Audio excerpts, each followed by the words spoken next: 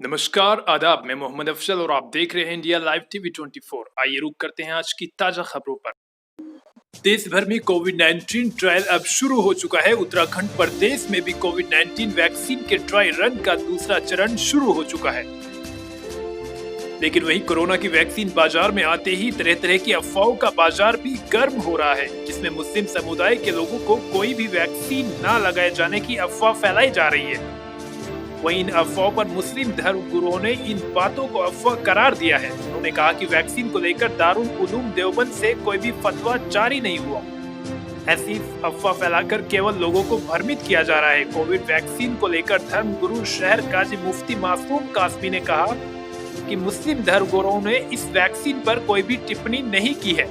यह केवल अफवाह फैलाकर मुस्लिम समाज के लोगों को बदनाम करने की साजिश की जा रही है। देवबंद के उलमा ने इस वैक्सीन को लेकर अपना कोई भी बयान नहीं दिया। देखिएगा, अभी जो वैक्सीन आई है इसकी सही नौइयत हमारे सामने जाहिर नहीं हुई है।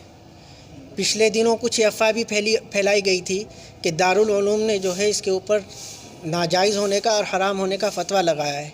फिर उसके बाद हज़रत मुफ्ती अबुल कासिम साहब दारुल उलूम की तरफ से जो मुहतमिम हैं, उनका बाकायदा वजाहती बयान आया कि इस सिलसिले में दारुल उलूम ने अभी तक कुछ नहीं कहा है, न इसके जवाज़ का फ़तवा दिया है, न इसके आदम जवाज़ का फ़तवा दिया है। जब तक हमारे सामने इसकी सही नौइयत ज़ाहिर नहीं हो जाती तो हम इस सिलसिले में खामोश हैं। और बहरहाल सरकारी गाइडलाइन के ऊपर जो है वो अमल किया जाएगा। अगर ये वैक्सीन वाक़ईतन कोरोना जो बीमारी फैल रही है इसको रोकने का सबब बन सकता है तो इंशाअल्लाह हम इसमें अपना मुकम्मल ताउन सरकार को देंगे। हमारे रहीम, सबसे पहले तो ये बात समझने की है कि शरीयत में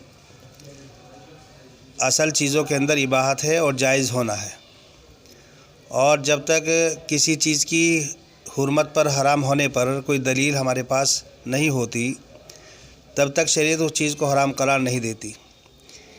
जहाँ तक वैक्सीन का मामला है तो इसके लिए भी ज़रूरी है कि पहले इसकी तहक़ीक़ की जाए और तहक़ीक़ के बाद जो चीज़ खुलकर सामने आए उसी के मुताबिक फ़ैसला सादिर किया जाए।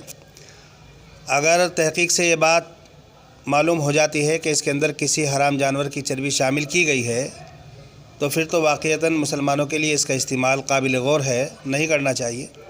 लेकिन अगर ऐसी चीज़ इसके अंदर नहीं है जैसा कि डॉक्टरों की तरफ से बताया जा रहा है तो इसके इस्तेमाल में कोई हरज नहीं।